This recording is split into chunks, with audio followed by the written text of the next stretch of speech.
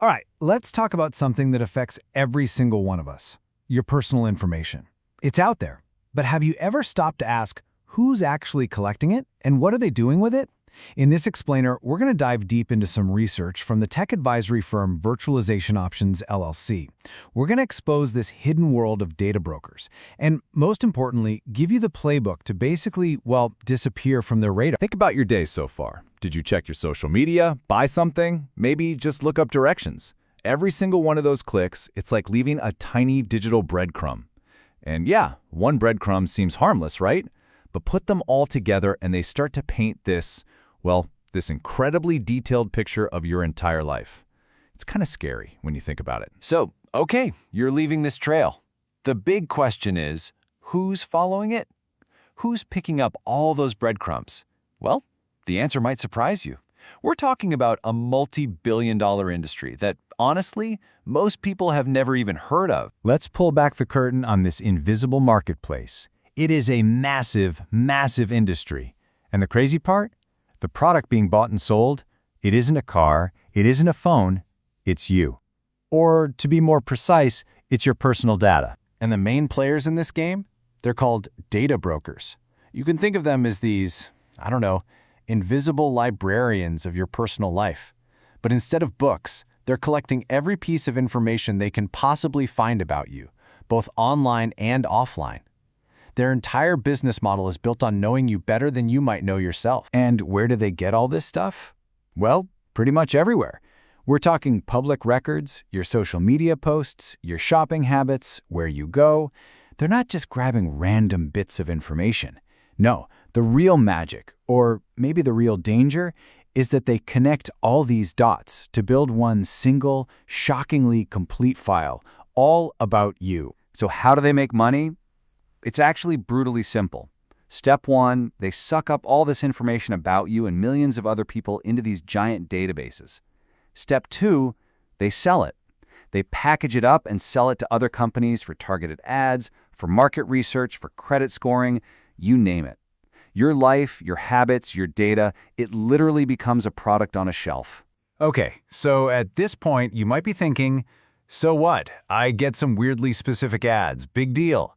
But this goes so much deeper than that. This isn't just some abstract privacy issue. We're talking about real-world consequences, direct threats to your money, and even your physical safety. Think about it. When one of these data broker companies gets hacked, and let's be real, it's a matter of when, not if, your entire life story is just sitting there, a goldmine for criminals. All of a sudden, they have everything they need. Your name, address, social security number, boom. They can open credit cards, take out loans, even file taxes in your name, and you're the one left to clean up the absolute mess. And it's not always some super complex identity theft scheme. Sometimes it's much simpler. If your credit card info is part of a data breach, criminals can just use it. You ever see one of those weird small charges on your bank statement and wonder where it came from? Yeah, this is often the reason why. But this is where things get really scary. Because the same data that tells a company what kind of shoes you like also reveals your daily routine, where you work, where you shop, your home address. In the wrong hands, that information makes someone terrifyingly vulnerable to actual real-world stalking and harassment. And look, this isn't just me saying this. This is a direct quote from the research by Virtualization Options LLC out of Colorado. They state it plainly. These companies can, even if by accident, contribute to this danger. When your personal life is bundled up and sold, you lose control. The threat jumps from the screen into the real world. Okay, that was a lot of doom and gloom, I know. But here's the pivot. Here's the good news. You are not powerless in this situation. Not at all. It's time to go on the offensive. So let's talk about your personal security playbook. Let's talk about OPS. Now, OPSEC, or Operational Security, is a term that actually comes from the military. But honestly, the core idea is something we all need now.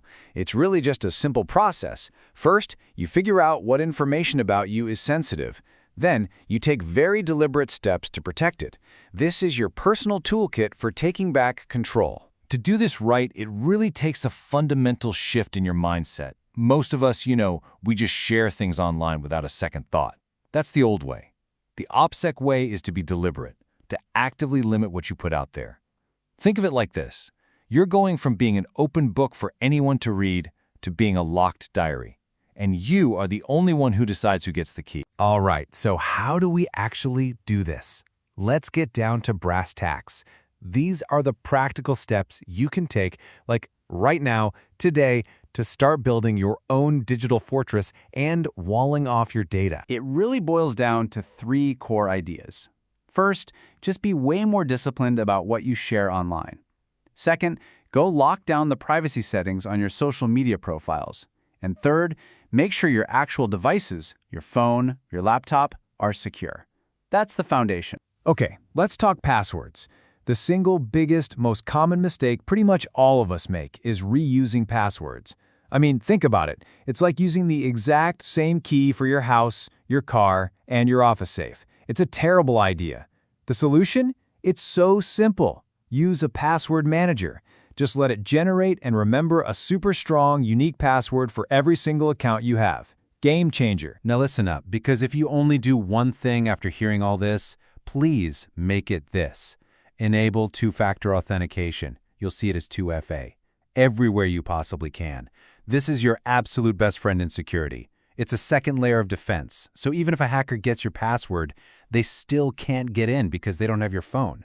It is without a doubt one of the most effective things you can do to protect yourself. Seriously. And it's not always about super fancy hacking tools. Take a look at this. A lot of the biggest threats are things like phishing and social engineering. These are basically attacks on human psychology. They're designed to trick you, to manipulate you into giving up your own information. So your best defense isn't just software, it's a healthy dose of skepticism. Okay, so let's wrap this up with a simple cheat sheet, your action plan. Look at this, the absolute best bang for your buck, enabling 2FA. It's rated high importance and easy difficulty. That's a no-brainer. Start there. Using a password manager is also high importance. Maybe a little more effort to set up, but totally worth it. You can knock these out and immediately be way, way safer. In the end, this is about so much more than just bits and bytes of data. Every piece of information that's collected about you, it adds a sentence to a story. A story about who you are, what you love, what you do. It's the story of your life. And so the question you really have to ask yourself is this. Do you want that story to be written, packaged, and sold by faceless companies you've never met? Or do you want to be the one holding the pen? Your data is your story. So who do you want telling it?